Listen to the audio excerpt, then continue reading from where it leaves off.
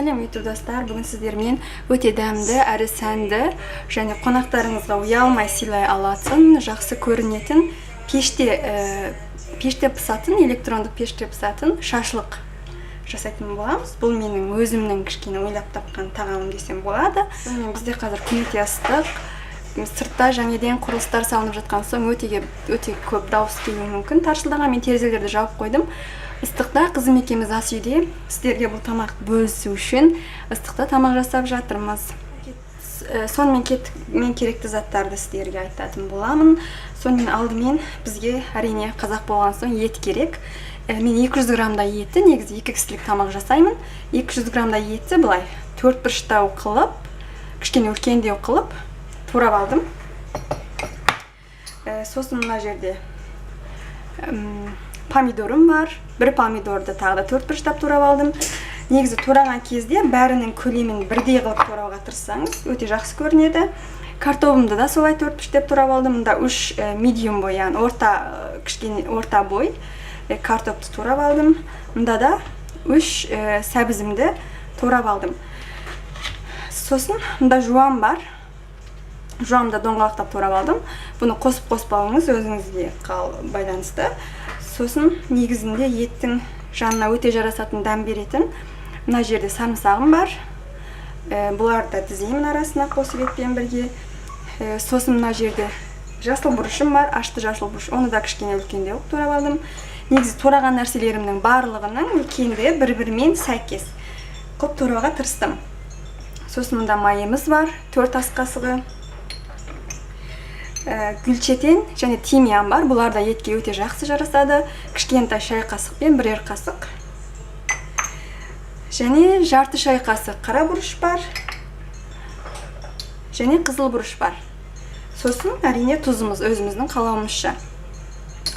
Енді негізі бұның ішіндегі барлық заттарды сіз өзіңіз алып қосып, ішіне қандай бір өзіңіздің жақсы көретін қызыл бұрыш, қара бұрыш болсын, бәрін қосуыңызға болады, етке жарасатын тамақтарды.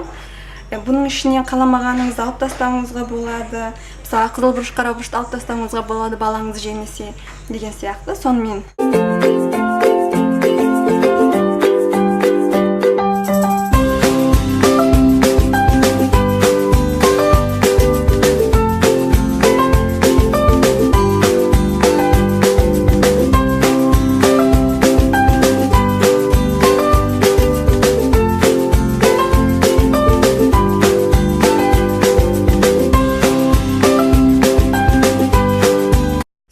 келесі кезекте бізге мынандай көріп тұрғандай бұл шашлыққа арналған ағаштар, бамбу ағаштар, бұлар керек. Мен бұларды жуып алдым.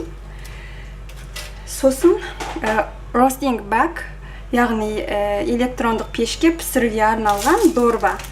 Бұлар негізі дүкендерде сатылады, мынандай дорбалар. Бұл керек. Бұндай дорбаға салсаңыз әрі тез пісады, әрі дәмді болады. Ал тура өзін дізіп-дізіп салып пісіруге болады деп ойлаймын, бірақ мен олай жасап көрген жоқпын. Сонымен біз кәдімгі шашлық тізгендей қылып тізе бастаймыз.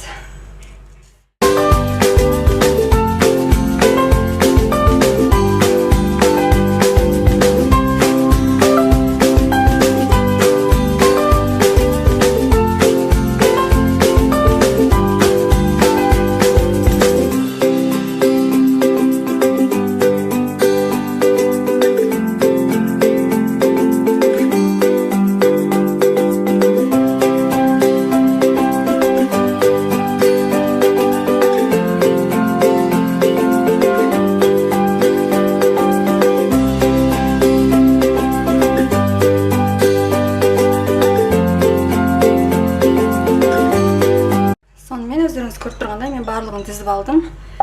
12 шашлық шықты. Соңында қалған картоп сәбізлерді бұлай тек қана өздерін тізіп қойдым. Бұлайша тізіп алдым. Енді бұл дорбаның ішіне бұларды тізіп отырып саламын.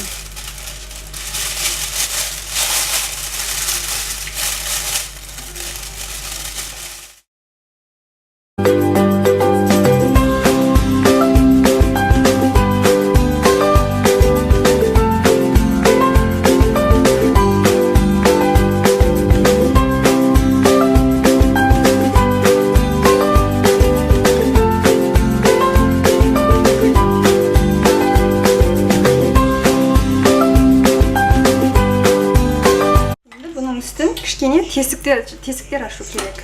Ауа кіріп тұру үшін, әйтпесе бұл дорба қатты ісіп кетеді да, жарылып кетеді.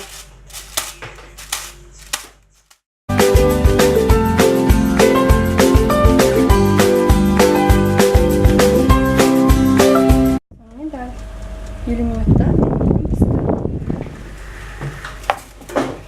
şöyle bir şey yapsak.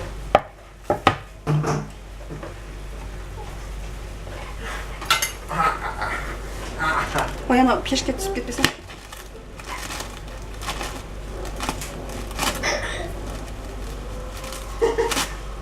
Bu kadar mı seviyorsun?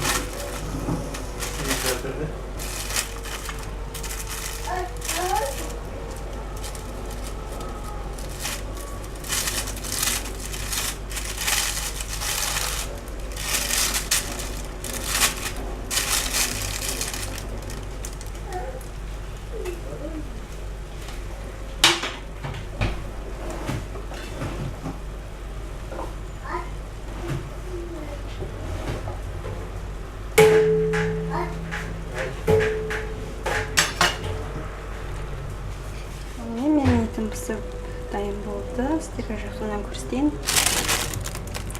Картоптарымыз да сәбіздеріміз де өте жақсы пісті.